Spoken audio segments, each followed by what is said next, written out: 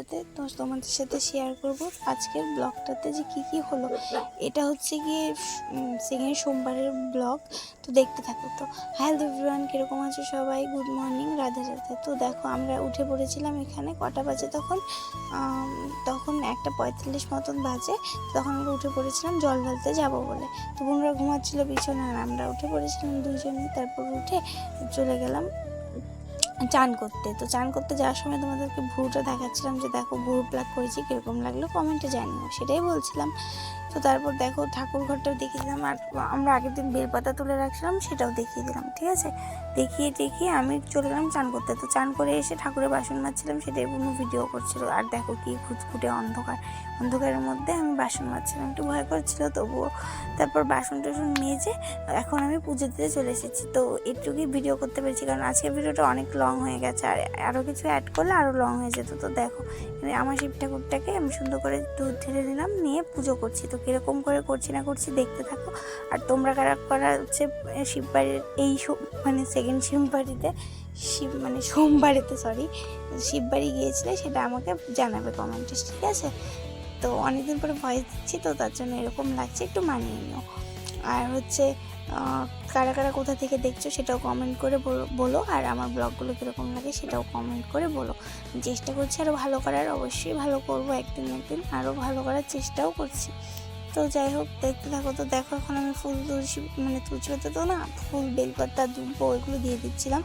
আর ফুলগুলো না এখনও ফোটেইনি, তখন তো মাত্র 2টো বাজে, তখন কি আর ফুল ফোটে? তো কড়ি তুলে রেখেছি, আমার কড়ি হয়ে আছে, কিন্তু এসে দেখি পুরো ফুটে গেছে। যাই হোক, তো এইভাবেই দিয়ে গেছিলাম। তারপর দেখো পুজো টুজো দেওয়া শেষ, এখন আমি শাড়ি পরছি। তো শাড়ি পরতে পারি না, মা পরাচ্ছে, এই নিরজ্জের মতো কথা সুন্দর পরছি, যে কবে শিখবে হ্যান ত্যান এগুলো বলছিল। তো আমার মুখটা দেখলে বুঝতে পারবে। তো এই শাড়িটা পরে আমাকে কীরকম হচ্ছে জানিও, ফাইনাল লুকটা দেখে তারপর জানিও, ঠিক আছে? বোনরা রেডি হয়ে গেছে, ও রেডি হচ্ছে।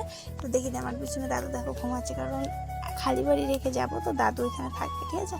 তো আমার শাড়ি পরে এখনও কমপ্লিট হয়নি, তো একবারে কমপ্লিট হয়ে রেডি হয়ে দেখালাম। তো কিছুই দিইনি, আইলাইনার দিইনি, কাজল, লিপস্টিক আর টিপ দিয়েছি, আর একটু ব্লাশার লাগিয়েছি। তো আগের দিন রাতে চুড়িও পরে নিয়েছিলাম, তারপর খুলে ফেলেছি অবশ্য। যাই হোক, কীরকম লাগছে আমার ফুল লুকটা একটু জানিও কমেন্টের মাধ্যমে, ঠিক আছে? আর এই শাড়িটা পরে কীরকম লাগছে, এটা কিন্তু মার শাড়ি। তো এখানে ঠাকুর প্রণাম করে নিলাম, বুনুকে বললাম একটু ঠাকুরটা দেখিয়ে দে, তো ঠাকুর দেখিয়ে দিল। তো মা সব কিছু নিয়ে চলে গেল। তো দেখো এই অন্ধকারের মধ্যে যাচ্ছি, একটু ভয় লাগছিল, তো জুতো ছাড়াই যাচ্ছিলাম, তো যেটাও দেখিয়ে দিলাম। আর ওখানে জুতো ছাড়া গিয়েছি, আমার পা পুরো কী হয়ে গেছিলো, জুতো ছাড়া আমি দাঁড়াতে পারছিলাম না, কতবার যে বসেছি তোমরা দেখতে পাবে। তো যাই হোক, যে বুনুরাও চলে যাচ্ছে পিছন দিয়ে, দেখো। আর বৃষ্টি পড়ছিল, তোমরা হয়তো দেখতে পারবে। দেখো বৃষ্টি পড়ছিল, আর বৃষ্টির মধ্যে আমি হাতে এরকম নকশা মারছিলাম, কারণ আমার চুরি করতে ভালো লাগে, আর চুরি করে নকশা মারতে আরও বেশি ভালো লাগে, ঢং করছিলাম। যাই হোক, তো আমি তো যাচ্ছিলাম, এখন গিয়ে দেখি এত ভিড় হবে আমি ভাবতেই পারিনি। তোমরা যে বিশ্বাস করতে পারবে না, ঠাকুরের মন্দির থেকে প্রায় 5-10 মিনিট পেছনে, আরও পেছনে অবধি ভিড়, ছেলেদের লাইন যেরকম, আর হচ্ছে গিয়ে মেয়েদের লাইনও সেরকম। তো লাইন দিয়ে যেহেতু জল ঢালা হয়, এত লাইন ছিল কি বলবো। তো আমরা প্রায় 7.5 ঘন্টার ওপরে দাঁড়িয়ে তারপর আমরা জল ঢেলেছি, প্রায় মারামারি লেগে গিয়েছিল। তোমাদের সব দেখাবো ভিডিওটাতে, তোমরা শুধু স্কিপ না করে দেখতে থাকো। আর দেখো এখান থেকে ভিড়, আর তোমাদের ওদিকে কোথায় কোন ঠাকুর আছে, কোথায় শিব ঠাকুর আছে, তোমরা কোথায় ঢালতে গেলে কেমন ভিড়, সব কিছু কিন্তু কমেন্টে জানিও, ঠিক আছে? আর দেখো আমরা চলে যাচ্ছিলাম, আর এদিকে ভিড়, আর এদিকে তো রাস্তার পাশে কত ছেলে শুয়ে আছে, বসে আছে ভিড়ের ঠেলায়। তো এখানে অনেক ব্যবস্থা ছিল, সবাইকে ফ্রুটি দেওয়া হচ্ছিলো, জুস দেওয়া হচ্ছিলো, খিচুড়ি করে দেওয়া হচ্ছিলো, ভাত, পায়েস, চাটনি, পোলাও, পনির, সব কিছু হচ্ছিলো। তা আমরা কিছু খাইনি, কারণ পুজো দিব। আর আমাদের এদিকে ছিল না, ছেলেদের এদিকে ছিল, কেন বা জানি না। তারপর দেখো এত লাইন ছিল, এখনও দেখো শিববাড়ি আসেনি, এত স্পিডে দিয়েছি তবু। তো আজকের ব্লগটা আমার সত্যি অনেক বড় হয়ে গেছে, তবে স্কিপ না করে দেখো, তোমাদের কাছে একটাই রিকোয়েস্ট, দেখতে পারবে, অনেক কিছু জানতে পারবে, ঠিক আছে?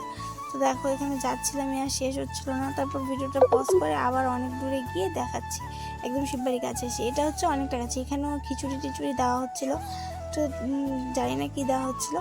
তো এখানটায় আমরা দেখিনি, তো আমরা আমাদের লাইনের চিন্তায় ভাবছি যে কী হবে এত লাইন। তো দেখো এখান থেকে হচ্ছে মেয়েদের লাইন, তো মেয়েদের লাইন এত দূরে চলে যাবে। এইবার ওয়ার্ল্ড রেকর্ড ভেঙে দিয়েছে আমাদের বানেশ্বর শিববাড়ি। একদম কী বলবো, এবারের মতো কোনো বাড়ি হয়নি। তো দেখো এখনও লাইন শেষ হচ্ছে না, আমরা এই যে দাঁড়িয়েছি এই মাথাতে, তারপর আমাদের পিছনেও দেখো হঠাৎ করে এত লাইন হয়ে গেল। আর একটু পরে আসলে আমাদের আরও পিছনে যেতে হতো। তো আমাকেও একটু দেখিয়ে দিলাম, অন্ধকার তখন বাজে ভোর 3:45, ঠিক আছে। তারপর দেখো আমি আর দাঁড়াতে পারছি না, আমার পায়ের নিচটা এত ব্যথা করছিল, আমি বসে পড়েছি। আর ওরা এখনও দাঁড়িয়ে আছে, তো আমাকেও দেখিয়ে দিলাম এখানে বসে আছি। তারপর হাতটা নিয়ে বসে বসে ঢং মারছিলাম, কী করবো কাজ নেই। তারপর দেখো আরও সকাল হয়ে গেছে, তখন মনে হয় 5টার মতন বাজে। তখন দেখো আমি লাইনে দাঁড়িয়েছি, তো আমার বান্ধবী আমার পিছনে দাঁড়িয়েছে, ওকে দেখাচ্ছে, ও লজ্জা পাচ্ছে আর হাসছে। যাই হোক এখানে আবার বসে পড়েছি। ও আমার বুনু, আমার মাও বসেছে, কিন্তু আমার বুনু বসেনি। তারপর শেষে ওকেও বসতে হয়েছে, কারণ এত 7.5 ঘন্টা কি কেউ একভাবে দাঁড়াতে পারে। তো দেখো এখন হয়েছে গন্ডগোলটা, আমরা যদি একটু আগে আসতাম এই গন্ডগোলে আমরাও ফেসে যেতাম। তো সবাই এরকম ভিড় দেখে এত ধাক্কাধাক্কি করে ঢুকছিল, অনেক কারো অনেক ক্ষতি হয়ে গেছে। দেখো কীরকম করে, আমি তো ভিতরে ছিলাম না, অন্য কারোর কাছ থেকে ভিডিওটা নিয়েছি। তো দেখো কীরকম করে একজনের পরে একজন পড়ে যাচ্ছে। আর সিঁড়িগুলো যে এত খাড়া খাড়া না, সবাই পড়ে গেছে, সবার কাচের চুড়ি পড়েছে, কাচের চুড়ি পুরো ভেঙে গেছে, হাত কেটে গেছে, হাত পা ভেঙে গেছে। আর একটু আগে আসলে আমাদের সাথে এই দুর্ঘটনাটা হয়ে যেত। ভাববা ভোলানাথের কৃপায় আমাদের সাথে এগুলো হয়নি, আমরা একটু পরে এসেছিলাম। জাস্ট আর 1-2 ঘন্টা আগে আসলেই আমাদের সাথেও এরকম হতো গাইস। অনেক মানুষের অনেক ক্ষতি হয়েছে। তো এখানে বলাবলি হচ্ছিলো, তো এদিকেও দেখাচ্ছিলাম। তারপর মাঝখানে আরেকজন এসে ঝগড়া শুরু করে দিয়েছে, লাইনের মাঝখানে ঢুকে বলছে যে আমি এখানেই দাঁড়িয়েছিলাম ওইখান থেকে। আচ্ছা তোমরাই বলো তো, সবাই যে আমরা ভোর 3টা থেকে লাইনে দাঁড়িয়েছি, কেউ কি আমাদের আগে দিবে কাউকে? বলো তো। এইভাবে যদি একজন একজন করে দিই কতজন আসবে? পিছনের মহিলাগুলো চলে এসেছে, না না ঢুকতে দেওয়া হবে না, এরকম করে বলছে। তো আমি ভিডিও করে নিলাম। খুব ঝগড়া করছিল মহিলাটা। আমরা এত কষ্ট করে দাঁড়িয়েছি বলো লাইনে, এই ভোর 3টে থেকে, আমরা কি দেবো কাউকে ঢুকতে? তো তার জন্য এটাই বলছিলাম। তো এখানে দেখো মারামারিটা এই দিক থেকেও দেখা যাচ্ছিলো, অনেকে তো পুকুর দিয়ে দিয়ে চলে যাচ্ছে। এত মারামারি হয়েছিল, শেষে পরে 1 ঘন্টা মতো দাঁড়িয়েছিলাম, লাইন আগাচ্ছিল না। তারপর আর পারছিলাম না, তারপর একটা ক্যাম্পা কিনে খেলাম, খেয়ে একটু দাঁড়িয়ে আছি। তারপর দেখো জানি না খেতে হয় নাকি, কোনোবারই খাইনি, এইবার খেলাম, ঠিক আছে, কারণ এতক্ষণ লাইনে থাকা ইম্পসিবল। তারপর দেখো আমরা দাঁড়িয়ে আছি এখানে, আমাকেও দেখিয়ে দিচ্ছি যে লাইন শেষই হচ্ছে না, ওখানে বসেই আছে। তো বসে আছে, তো আমি একটা স্কুটির ওপর বসলাম, এতক্ষণ কি দাঁড়ানো যায় বলো তো? তারপর দেখো মা ওরা ওইখানে ছিল, অনেক দূরে চলে গেছে, তাও আমি বসেছিলাম। তারপর দেখো ফাইনালি আমরা এতটুক জনের পিছনে আসতে পেরেছি, এটাই অনেক। তখন বা এতজনের পিছনে ছিলাম। তো তারপর তখন বাজে 9:30, বললামই। তারপর দেখো এই যে গেটের সামনে আসলাম ফাইনালি 10টার দিকে। ভাবছিলাম যে আজকে সেন্টারে যাব, কিন্তু স্যার বলেছে যে আসতে হবে না, তো টায়ার্ডের মধ্যে। কিন্তু আমরা কি মানি, আমরা তো চলে গেছিলাম ঘুরতে। তো কোথায় গিয়েছি, সেকেন্ড পার্টে আসবে, সবাই কিন্তু দেখবে, ঠিক আছে। তো দেখো ফাইনালি এসে বললাম, এসে টিকিট নিয়ে চলে আসলাম। আর সিঁড়িটা এত খারাপ, ওরা যে পড়েছে খুব ব্যথা পেয়েছে। তো আমাকেও একটু দেখে দিলাম, ভিতরে ভিডিও করা নিষেধ ছিল, তাই আর করিনি, একদম বাইরে এসে দেখাচ্ছে।